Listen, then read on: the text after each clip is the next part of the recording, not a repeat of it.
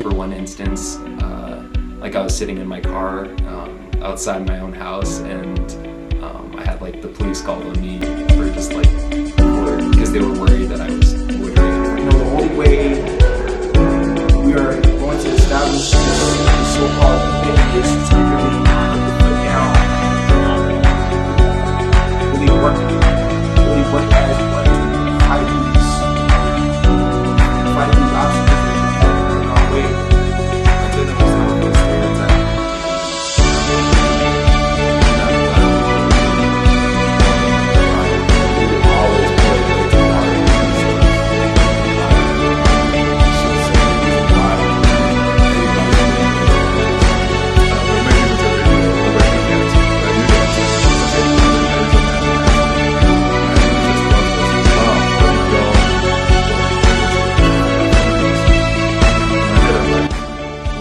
So because I'm from Nigeria, like that means I'm just not smart or I'm not intelligent. My name is Oluwase Omotosho. I'm from Chicago, but my parents are Nigerian and I'm Yoruba. My name is Umar Balogun. I identify as a black male from Africa. My name is Emmanuel Pregnon, and I'm from America. I was born in America, and my parents are from the Ivory Coast, West Africa. My name is Ahmed Balogun Mohammed, and as Fela Ransom Kuti said, I am an African man original. Okay, I'm Bastion Hansen, and then I am part black and part white, mixed. I'm not super sure. I think the one thing that comes to mind is probably athleticism. I enjoy playing soccer, badminton, racquetball, just sports in general also. Enjoy being active. One black stereotype I feel as if applies to me specifically. I don't know really. I don't feel like maybe the rhythm part, yeah, like whenever you think about black people, you think that, you know, every black person automatically has rhythm, and I have rhythm. I feel like I can have rhythm, so. I'd say always being late. Like I am late a lot. I run on my own time. I'd say, I don't know if it's a good or a bad thing, but like being in Wyoming, like let's say I walk into Walmart or something and encounter like somebody, they'll be like, what sport do you play? So I guess that could be one. I don't really look at it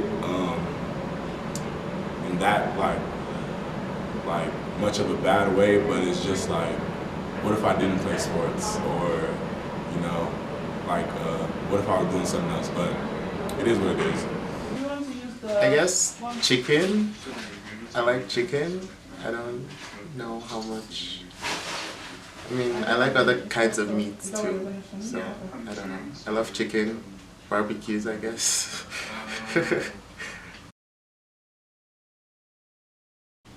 Not really, not so.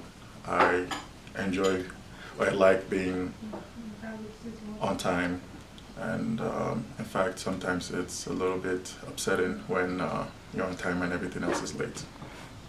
I feel like at some point in my life it did apply, but being a college student and a football player now, it's not so much applicable now in real time, only because, you know, it's a lot more on my plate than there was, you know, when I was, you know, maybe 10 or 12 years old, you know, whenever my parents wanted to go to a party or church or, you know, anything like that, that nature.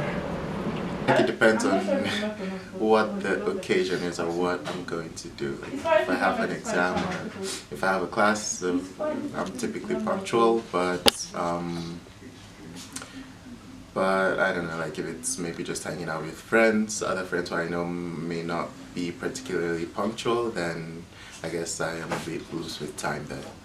It definitely does, I'm not even gonna lie, like, especially like growing up with my mom, like we would always pull up late to parties and stuff, like, and she'll say the reason why is because everybody's putting a blade to the party. So I feel like it's not just us, it's a lot of people.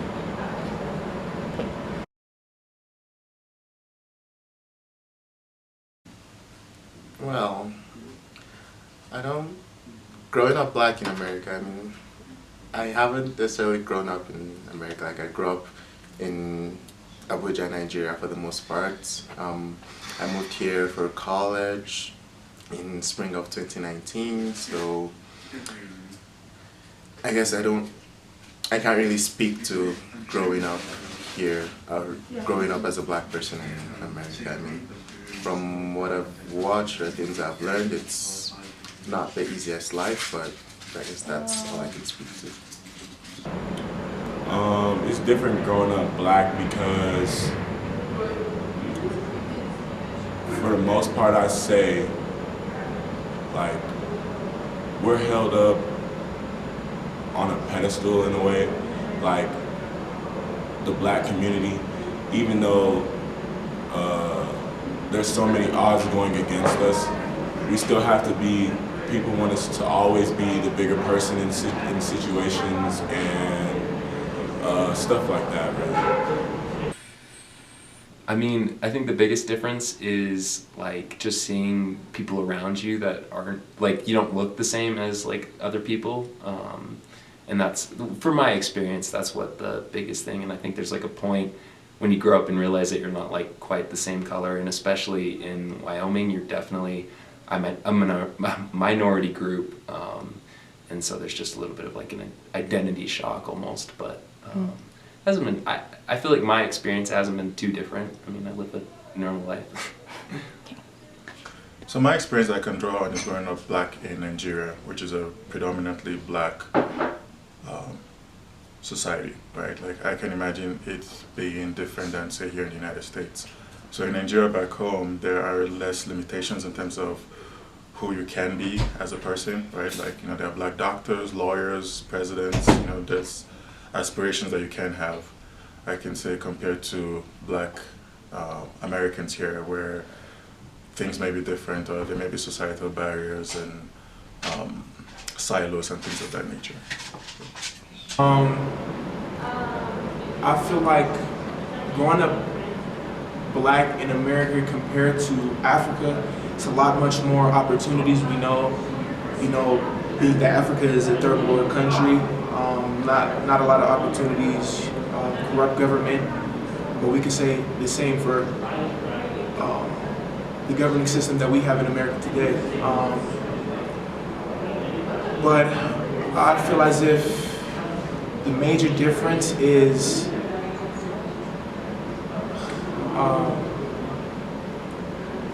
just overall acceptance and opportunity as far as what people are able to do and try to accomplish, So, yeah. I don't have like any confirmed like cases like where you could say like that was like blatant racism or the person got in trouble for racism, but like I felt like there's times where for one instance like I was sitting in my car outside my own house, and I had like the police called on me for just like because they were worried that I was loitering in front of someone's house. So I mean, things like that, it can be ones, but there's no for sure. Okay. Give it the benefit of the doubt kind of thing. Yes, I've experienced racism numerous times, but I tend not to, dwell or think about it or, reiterate the event that happened in my mind. But the one that comes to the top of my mind now as we speak is I want to say 14 years old, and I was walking across the street.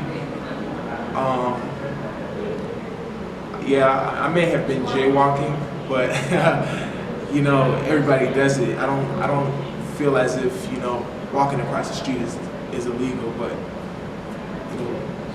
I don't know. But I was walking across the street. Long story short, and a white male in a truck with a Confederate flag on the back of it came up to me, and the truck started speeding. So I got out of the way, and I apologized for being in his way. And he says, "Nigger, get out of the street." So I felt shocked and I felt very angered. So he just drove off. That's what happened. I don't believe I have, or maybe I have, but I'm just not.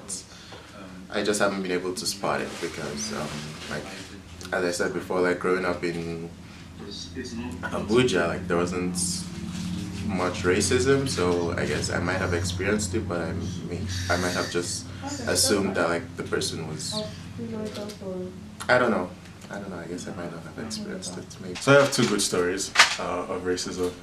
One of them was my freshman year in college. I was the shy kid, fresh off the boat, in my ES 1060 class, and due to a different number of factors, right? So I was self-conscious of my accent, I was self-conscious of public speaking, just different things. But I never used to talk, you know. So my professor asked this question in class, and nobody could answer it, right? And I was like, oh. I was making it into a big deal of nobody knows the answer, but I knew the answer, and I was like, okay. I raised up my hand and I answered it. And his response was, wow, how do y'all don't know this, but the kid from Africa does? And in my head, I'm like, what? So because I'm from Nigeria, like, that means I'm just not smart or I'm not intelligent? So I don't know. I was just like, that's messed up. So that was my first encounter, you know, just right off freshman year. And then later on in life, during my senior year, when I was running for student body president, it was just, there were a lot of small things, indirect here and there, like, you know, resistance, and ultimately the most flagrant act of racism, which I felt it is, but again, cannot be super confirmed because of how the whole circumstance was during the campaign, right? I was running for student body president, and my car was vandalized, right? So my windshield was broken, and it was just that kind of jarring thing, right? I had lived in that apartment before for 3 years, and it could be a coincidence, you know, like I don't know for sure that, because there wasn't a note or anything left there, but it could be a coincidence. But also, like, I've lived there for 3 years, and my car has never been vandalized. And in Wyoming, things are mostly safe. In fact, I don't lock my car. That's how safe things are. So the fact that my car was vandalized in the heat of the election, I was like, oh, perhaps somebody's trying to scare me, or somebody's trying to, you know, try to do certain things. So those are the two experiences that strike out to me. I've experienced racism. I remember one time, like, I was in like the 6th grade, and my mom made me go to this after school because my grades weren't like how she wanted them to be. So it was an all Asian after school. I was like, it was only me and another black person in our class or whatever. And I remember one time on the way there from school, I was in the van, and like all the Asian people were like talking to me in a different language. But one of my friends was there, and he was actually telling me that they were like being racist and stuff like that. So I just told like the principal or whatever, and he handled that situation.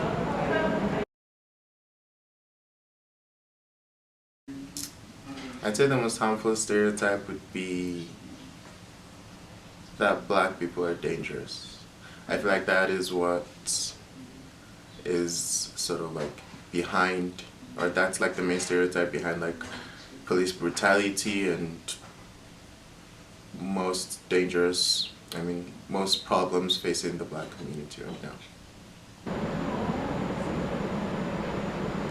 I'm trying to think of like how people stereotype like black people in like low-income communities. Like, I feel like if you come from a low-income community, most of the time, like, you're shined like in a different light. Like, I don't have any like specific examples, but I think that would be one. Stereotype/portrayal that we're inferior, or that that we amount to nothing. Whenever you think of the word black or reference the word black, the automatic, conscious thought that we're given is that it's something bad or, something less than. And I feel like that's the most controversial and, bad stereotype facing our race. I think in general sense, perhaps due to this podcast I recently listened to, I think health-wise, not a lot of people of color, or black people specifically, are active, right? So in general sense, right? So a lot of athletes are there, this elite people, say 1%, who are super active and blah, blah, blah. But day-to-day people aren't super active. I think I was listening to this podcast, and it was more geared towards females, right? And she said 138 black females die every day in the United States from preventable causes, right? So from heart disease, from things that can be remediated through just like walking, exercising, just basic things. And that's just sad that people are just dying because, one, there are societal factors, right? There are these silos of inherited racism from back in the day and how that creates those factors. But also just because people don't think it's a priority, people don't think it's something that they should do, or there's not that space in society for it even. So recently I've also been going on, I've been traveling a lot in a van, and I go to national parks, and I can count the number of black people I see in each national park, right? So I was in Moab, in Arches, and I saw one black family, and I saw one other black person, so maybe in total 10 black people. And I must have seen at least 2,000 people, right? I must have walked across 2,000 people kind of thing. So it's just like, there just aren't black people out there doing things like, hiking, being active on a day-to-day basis. So I think, considering the repercussions, it's something I hope will change with time and change as the space is becoming more welcoming to people of color. I think the most harmful thing is just being afraid of black people. I think that's a bad one, because I've heard people say multiple times oh, they're scary because they're dark or something like that, with no real reason or anything behind that. And I think that's a real damaging thing that hurts both races almost too. So. Mm-hmm. I think there's rich people that are black that have had to go through the struggles in order to become where they are. And then there's some that set up their kids so they don't have to go through the struggles. But I don't think that. But one thing I do think is sometimes certain people would get rich and forget about where they came from. Probably in I'd say some people think a lot of rich people don't support the low income black communities and stuff like that. So I wouldn't necessarily say that they don't know what it means to be black. I won't go as far as saying that they don't know what it is to be black. I think with privilege comes certain distance, but when I would say the most well-off black person in recent times, say Barack Obama, was president of the United States, still very much was aware of what it is to be a black man in America, how he had to live up to an exceptionally higher standard than prior presidents and things like that. So I think being black is always going to be there, regardless of even if you're light skinned, if you're privileged, if you're well off. There's always going to be those reminders of you're black, and it's just that. It never really goes away. No, I do not think that well-off black people do not know what it is to be black. Not to generalize every black person, but for instance, if I were to give you an analogy, a black female or black male, working their way up through an already dysfunctional system, were to,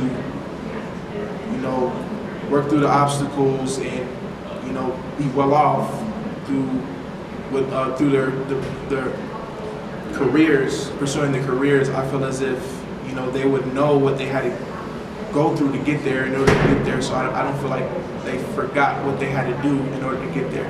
That's how I feel. No, I do think they know what, like, it is to be black. I mean, if you're talking like, I mean, that's kind of like a question of what it means to be black, and I mean, I don't think black is rich or poor. I mean, it's just your color of your skin. So What about a better way to rephrase it? The struggles of being black. I mean, still same thing. I would still say, like, you can still experience racism as like a well-off person. I think you can still say, I don't know, people are just going to look at you and judge you different without knowing what you really are. I think poor people have different experiences than rich people, for sure, and poor black people have different experiences than rich black people. But I think they still know what it is to be black or have that experiences. They're gonna have different cultures, but still thing. Yeah. Well, no, I feel like they do know what it is to be black to them. Like, I believe everyone has different experiences of being black. I mean, they might have it better than some other black people, or maybe most other black people, but they have probably experienced racism, they've experienced like stereotypes, negative stereotypes, and some bad things have probably happened to them growing up or over the course of their life. So I don't particularly think they have it. I don't think they don't know what it's like to be black. I feel as if there's a division between diaspora of African people and just Africans because of the portrayal given by the Western people, or the people that are control our society in particular, and that's Western people. Call it how you like it. But yeah, it's pretty much the depiction given when you think about the society in which we live and who controls, you know, these depictions in which people are seeing, and you know, the narratives that are being pushed across the board, across the globe in our world. Westerners control it, and they instilled methods across their colonization, across their imperialistic colonization to have these things put in place, that enters the subconscious of one's mind and keeps this thought that I'm bad or I'm ugly or I'm less than because of the color of my skin, which is completely the opposite. You should feel proud to be black, proud to be, part of a race that has been through so much and is still here, So that's how I feel. I think it's a cultural thing too. Like, growing up in America is much different than growing up in Africa. Like, I have no idea what it's like to live in Africa or anything. So I think that causes like the biggest division. You definitely can almost relate more if you look the same, but I still think the biggest why there's such a division is you almost can't relate. Like, my ancestors are very far removed from Africa, kind of thing. So yeah. I think it may stem from expectation and understanding and different experiences, right? So some of the things are also like stereotypical, right? So I say that though a lot of times people look alike, they have vastly different underlying experiences. So sometimes people may see each other and be like, oh yeah, this, hey, blah, blah, blah, and then they just realize over time that we are different people. And it's somewhat difficult to reconcile that of like, oh, we look alike, we have similar interests or similar things, but we just are fundamentally different because we grew up in entirely different circumstances. So I think some of those divisions or some of those differences are what causes tension in some cases. I think that is probably because the African American community sort of sees the African community as not fully understanding their struggles. Like, people like me now as an international student from Nigeria, my parents or my grandparents didn't go through Jim Crow era. They didn't live through like they didn't live through slavery. I mean, there was probably slaves in Africa too, but it wasn't generally just based on race, or they weren't treated badly because of the color of their skin. So I feel like there isn't a complete understanding between the two. And also as an African, like Africans have had their own share of their struggles. They have lived through colonialism, and bad shit has happened to them too. So I feel like they just don't understand their struggles. Yeah, so I guess that understanding or lack of understanding is what causes the division, if there is. I think there's a division because the elites in this world know that if the black community in America and the African community come together, that we'll be like more powerful as one, and they don't want that. So there's a lot of like, I want to say like misinformation, because a lot of black people think that Africans don't like them. And then like I'll hear from some Africans that that's not the case at all. So I don't know like where it all like stems from, but I just know that they don't want to see us together because we'll become more powerful as one.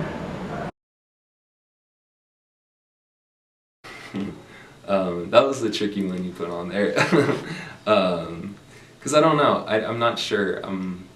Hard to tell from my experiences, but I think probably like there's probably a likely thing. I think once you get into like the statistics and stuff, whatever like that, it gets pretty complicated. But I think there's a likelihood, and I think it comes behind like preconceived ideas of skin color and fear and stuff like that. So. Mm-hmm. Oh, I think, again, I don't know, I haven't read any specific study, but I think it is likely true. From my even just anecdotal interaction with friends, right? I tell friends, oh yeah, I've been pulled over like, I don't know, so far maybe like 5 times or 6 times, you know, and they're like, oh, you've been pulled over? And my white friends are like, oh, I've never been pulled over, right? Kind of thing of, it's just, but I've been pulled over 6 times, right? And it's not necessarily always been a bad thing, and I'm not, it's like, it's just, I just get pulled over, oh yeah, you know, they just check my papers or whatever and everything's fine and I get let go, right? But it's just like, statistically speaking, I have actually been pulled over more than most of my white friends. I definitely think it's a mental thing because every cop I've interacted with, I'll never place myself as a victim before I'm victimized of anything, especially if I know I'm innocent. I will like speak to them like appropriately. Like I try not to, I know there's a lot of stuff on social media that makes it seem like it's all cops that are just like evil, but I try not to like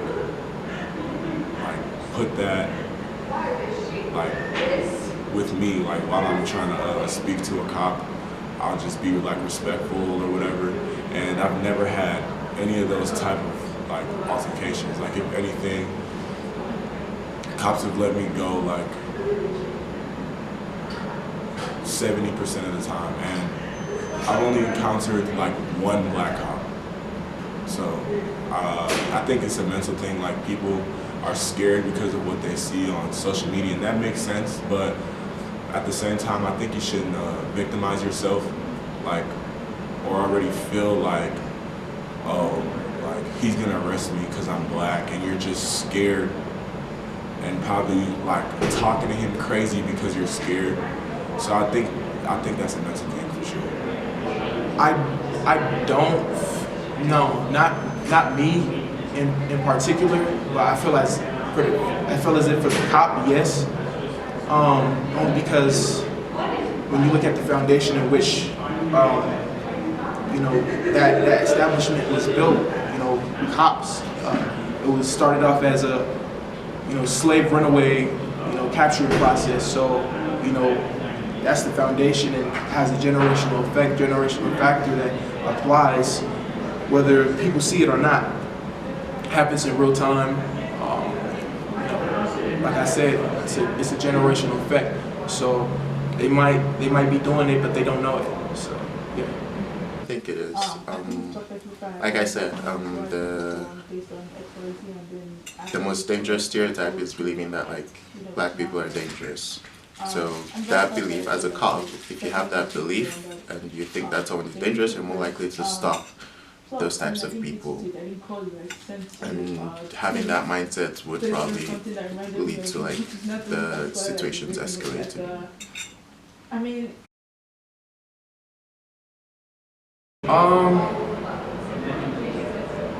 As far as natural hair being a protest, I wouldn't feel that it's a protest. I just feel like it's an embodiment of true self and knowing self-worth. In particular, only because of the depiction given when it comes to black people in general, and this has been linked to what the going back to the Western portrayal of what things should look like, right? So if you look at the Western standard, it's now I say in real time and in the past time it was blonde hair, blue eyes as the standard, straight hair, and that seeps into our communities, and as well as other factors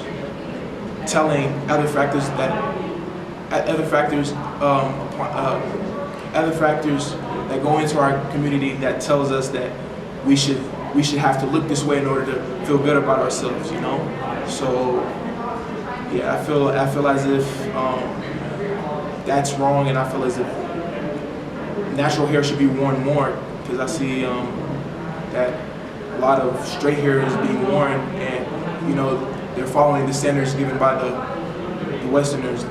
So I think there is a historical context to aspiring to have white traits as superiority, right? So I'm currently reading a book, the autobiography of Malcolm X, and he talks about how he used to conk, in quote, his hair, or his conk as he calls it, and how that's just like frying it and making it more thinner and like white-like, straight, and how that back then embodied a sense of superiority, right, as opposed to the rough, gruff, thick hair.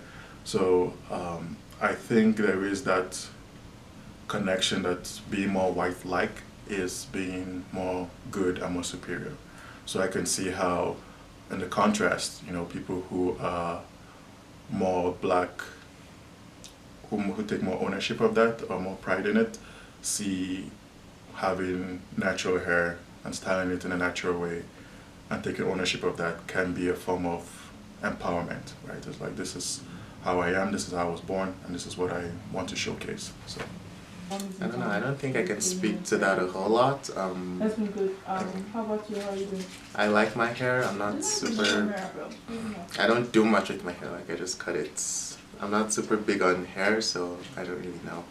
I think it's just because it's such a defining trait. Like, black people have curly hair, real dark curly hair. I think that's, you show it off, highlight it. You don't know. I think natural hair just shows power. I'd say, like a strong black woman. She's not afraid to like show her natural self. But then again, I don't see nothing wrong with like weave and stuff like that. But I don't know where it comes from. Like if white people made weave or black people, so I don't see like how that's whitewashed. So I'm not sure how to answer that question.